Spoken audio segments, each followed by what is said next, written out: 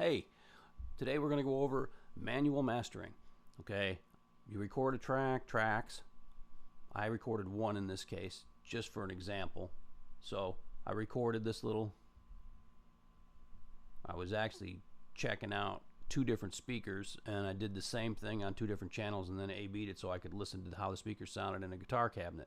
But anyways, so here's what I was doing. All right, here we go. So turn that we reverb have on. the Swamp Thing with the Handsome Devil and We'll go to in and out points, clean. and there's an in point.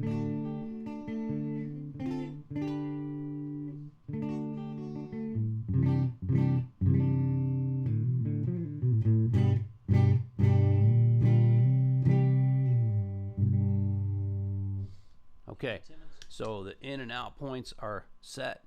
That's what you have to do in order to mix down and master. So I recorded a track, I went to in out, which is right here, while I played it, and then manually just punched in and out points. That's it.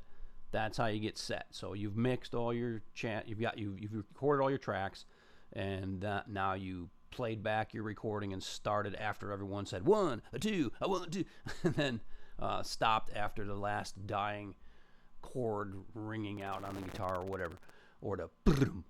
And so now you're ready to mix down. So we'll go into mix down mastering.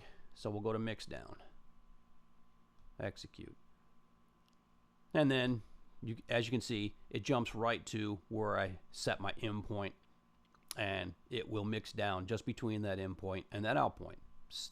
We've gone over this before, but I'm just doing a review so people understand where I'm at here. Okay, so I'll just preview this and just listen to it. And then, maybe. So there, at that point, you're mixing, you're getting your levels right, you're getting your vocalist here, you're putting your bass player a little bit over there, your drums, your rhythm guitar, your lead guitar, and you're doing all your regular mixing stuff, getting it sounding the way you want it to sound so everything sits in the mix the way you want it. So now that you've done that and it's all set, you can roll it. So to do the mix down, again, we hit the record and play button. We've done this before, and it'll start from the very beginning, you'll see. So we're mixing down now, and in preparation for the mastering portion.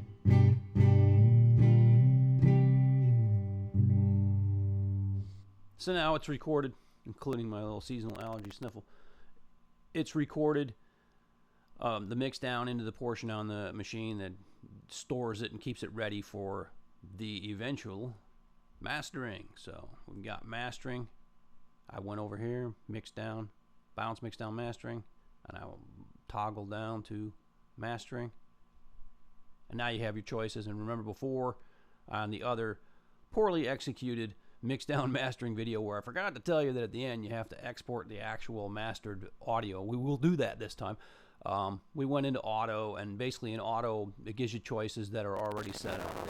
They've set up algorithms that sound a certain way, a natural sound, a maximum sound. We went all over that, and those pertain to what we're doing here. So let's go into manual, and in manual mastering you have options. So as you can see, you've got EQ, compression, normalization, and there are a million videos on YouTube that'll talk to you about particularly compression. I think everybody understands EQ. Do you want it sparkly, super high treble, mid-range? And you can go through all the different possible options when it comes to your EQ. So you'd set that up the way you want it, and then compression. Okay, you've got basic compression. They have settings in here that you can go through, and you can choose different parameters for your threshold, ratio, level, attack, release, and all this kind of stuff. So if you understand compression, you can fiddle with that to your heart's content. That's basically what manual mastering is you're choosing how to make it sound, as opposed to in auto mastering they've set up different parameters that have been tried and true over years to make things sound a certain way. And even in here, like in the compression section, they have presets, so you can turn on your different, your basic, and you can go to all these different, let me back up, that's LTB. These are just settings, and you've got basic, pop rock, rock 2, classic, dance, and so forth. I mean, it's like you've got ones that hard limiting, all this kind of stuff, and basically you're just going to have to dive into what compression does, but it's pretty simple. I mean, what it does is it takes the levels and normalizes them, pulls up something really low. How it started was an AM radio many years ago. They realized that you're driving down the street in your 50 Buick, and you got your AM radio jamming away, and then the announcer comes on and says, "Hey," and then he's really, "Wow, this is an exciting product." And you're bumping down the road, and you miss the part where he's whispering, and they're like, "Something's not right here. We got to get this straight so people can hear the whole thing. Everyone can't just talk at a certain amplitude the whole time." So what they created was an amplifier that would basically grab onto the very low whisper, and bring the amplitude up to the level of a normal talking voice. And when he gets really excited, it talks really loud. And I got compression on now, so you can kind of tell it's working. I get really boisterously loud, but it brings that down to the normal voice. So it keeps everything smooth, and you can hear everything. Like if you do a garage recording, you can hear it. The guy's talking, and he's yelling, and it just sounds like a garage recording.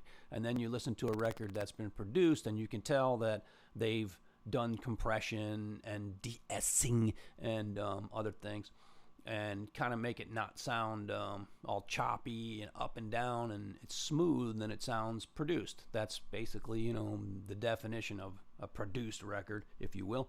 And so these are your options, and you deal with these manually at this point. That's really what manual mastering involves, and you need to know a little bit about EQing and compression and normalization, and like this will get it to whatever amplitude level you want it, if you want it real smooth or you want it real big. Like in the auto, basically get smooth on natural sound, and this big waveform on maximum sound, punchy dance music kind of thing. So that's what that's all about. And basically when you're in the manual mode, it takes care of that for you, but you can get in here, dive in, and do all kinds of different settings and so forth. So once you've accomplished that, then you can go ahead and do your mastering. So you again just hit your record, and I didn't do anything. I'm not going to get into all the different things because you need to look all that up.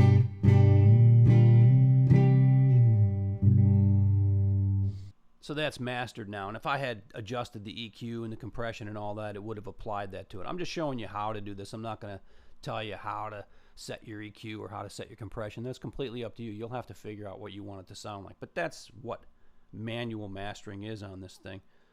So we've done that. Now we've got a mastered, and then we'll go into bounce, mix down, mastering, and we'll go back to multi-track mode, because you got to go there or you can't get out of here and do anything. Menu, export, import, export, export master, and execute.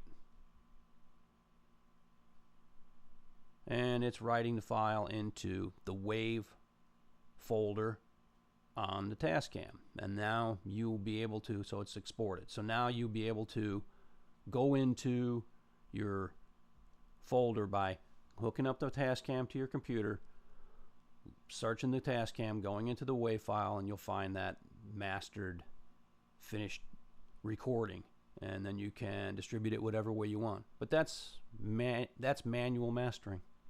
All right, guys, see you.